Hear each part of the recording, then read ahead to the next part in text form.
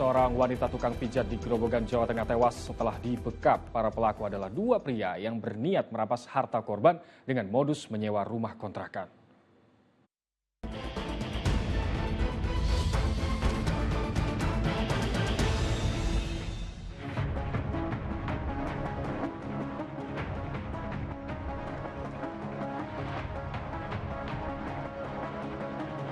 Garis polisi yang membentang ini jadi penanda tengah berlangsungnya penyelidikan atas kematian seorang wanita di sebuah rumah kontrakan di Desa Banteng Mati, Kecamatan Purwodadi, Grobogan, Jawa Tengah. Jenazah korban ditemukan dalam kamar dengan kondisi tangan dan kaki terikat serta mulut ditutup lakban. Namun korban bukan penghuni kontrakan tersebut.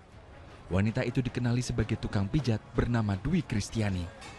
Sedangkan penghuni kontrakan adalah dua pria. Mereka menghilang sebelum warga menemukan jenazah.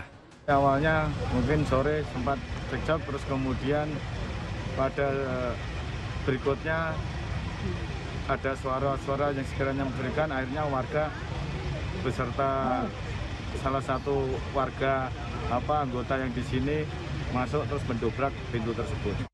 Hasil autopsi memastikan wanita berusia 34 tahun itu tewas karena kehabisan oksigen setelah dibekap. Ditemukan pula sejumlah luka memar di kepala dan wajah. Kematian Dwi Kristiani membuat sang suami, Tri Sudarwanto, terpukul. Merantau seorang diri ke Jakarta, Tri kembali ke rumahnya di Desa Ngembak untuk melihat terakhir kali jasad istrinya sebelum dimakamkan. Tri sempat berkirim pesan singkat ke ponsel istrinya pada pukul 8 malam atau 4 jam sebelum Dwi tewas. Tak WA itu mas, nggak aktif ya kan.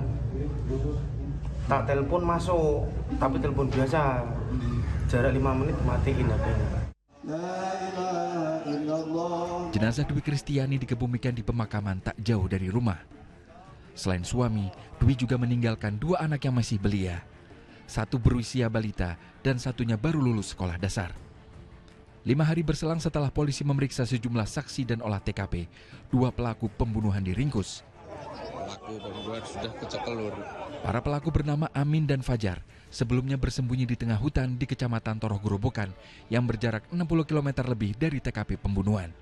Keduanya tertangkap setelah salah satu dari mereka keluar dari hutan untuk membeli makan dan dicurigai warga.